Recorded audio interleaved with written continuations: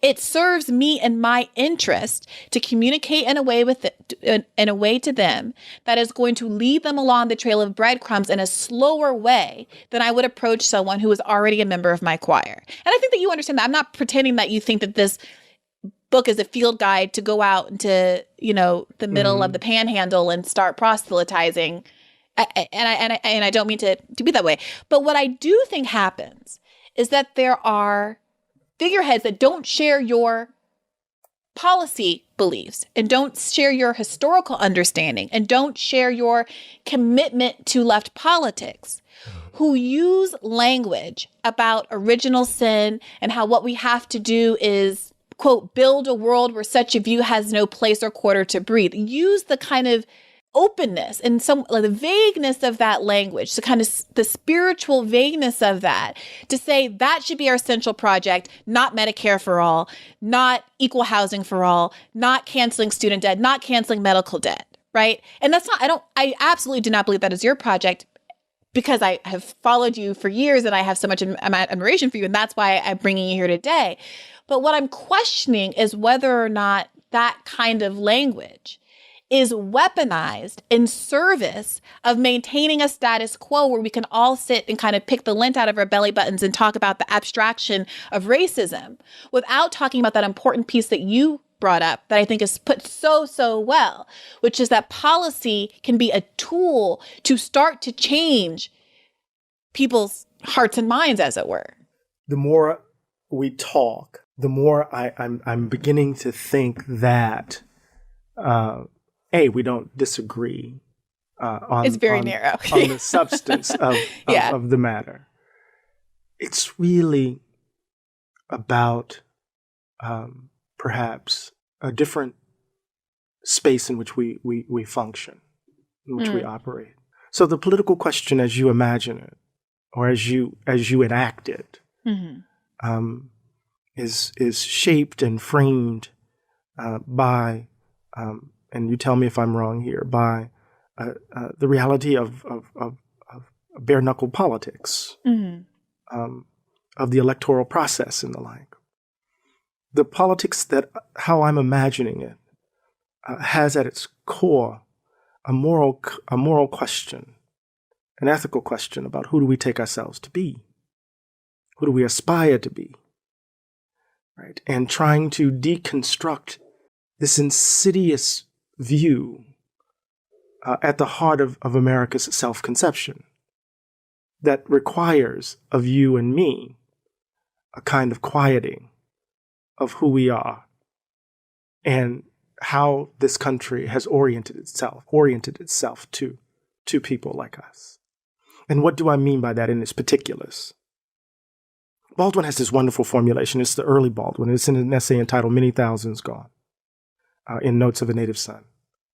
And he says, it's as if you want to make our faces blank in order to wash away your guilt. That the precondition for and this is my language, that the precondition for my entree into American society is that I have to leave the particularity of who I am at the door. And that's on the right and on the left in this country. And so part of what I'm trying to do is to argue for and to fight for and to give voice and language to what might be necessary to clear the space for us to imagine ourselves otherwise. And I worry, Bri, if I may, that if we concede to the demands of politics as such, out of the practical and pragmatic impetus, that we have to talk in this way as opposed to that way, that we may leave in place, right, the very things that end up, choking the life out of democratic possibility in the country in the first place. I like what Eddie Glaude has to say, but my issue with Eddie Glaude is, even though he talks about policy, he still spends too much time talking about hearts and minds. And I don't care about hearts and minds of white people or people of color. I don't need white people and people of color to stop being less prejudiced, as in saying mean things or rude things or looking down on me because I'm Black.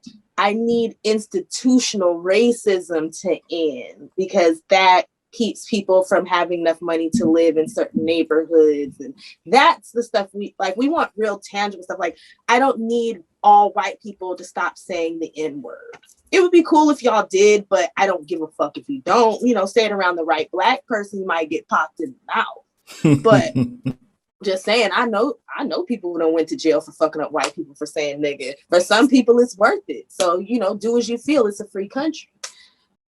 So that's my only thing with Eddie Glaude, though. That's my issue. Like, I don't care about changing people's hearts and minds. That's not my goal. We can change people's hearts and minds through the curriculum with children. We're not gonna get somebody's 70-year-old grandparent who grew up in the heart of Dixie in the South, growing up not realizing that the South lost the war until they were like fucking 14.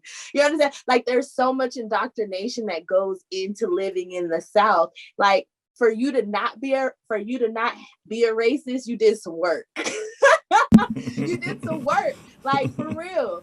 And so you just can't expect to litigate people's hearts and minds. That's not the goal. Like, let's put policies in place that will help Black Americans who descend from chattel slavery specifically. And after that, do the class bullshit y'all talking about for everybody else.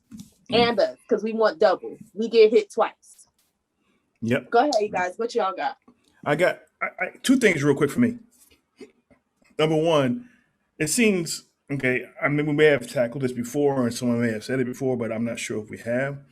But it seems like all of Bri Bri's reasoning starts from a conclusion and then tries to fill in all the if, ands, hows, and whats, right? She's of the conclusion that this class thing is the only way to get things done. We got to get a big coalition, whether it's built on sand or not. This is how we do it because everybody agrees.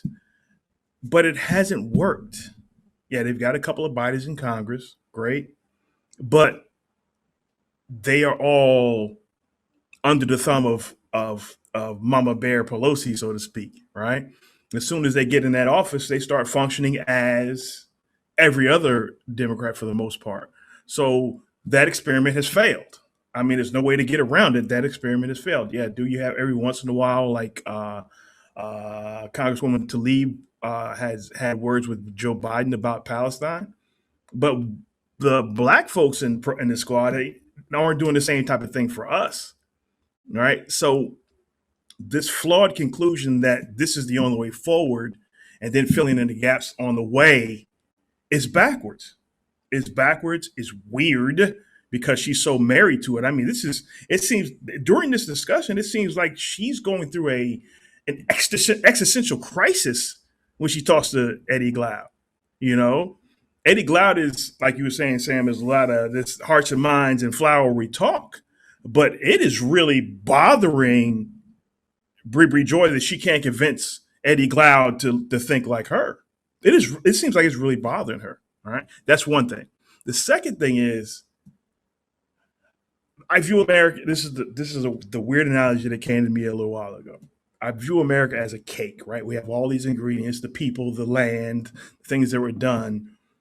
But the thing that makes that the cake is heat. And that heat is our oppression, right? Without grappling with that, you will never understand how this cake was built, how this cake was created. And then if you don't deal with that, you're going to lose or going to continue to lose. That's a serious issue. And that's all I got. Mud, what you got, man? Well, I mean, Eddie sounds good. He sounds really good right now. But the problem is that we understand when the other shoe drops, there's not going to be anything there. He's like leading us to a point that's not really going to be resolved because he's just arguing for the idea of talking about solutions about race. He's not actually arguing for solutions. And it's good that he's at least giving Brianna some pushback on this because she's completely given up on that whole fight, or she never was in that fight. I'm probably gonna lean more on the latter. Her thing is this class thing, and she understands that it's not going to fulfill all of our needs, but she doesn't care.